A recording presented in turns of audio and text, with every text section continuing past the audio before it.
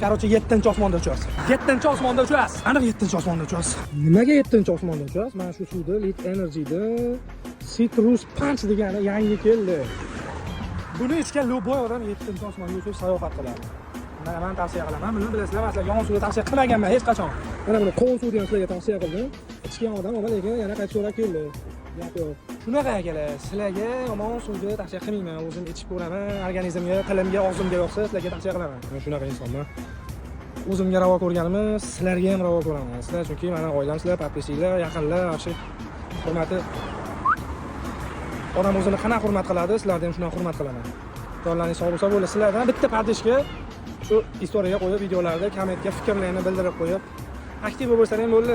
Sizlar kelsalang bo'ldi, xizmati bizdan.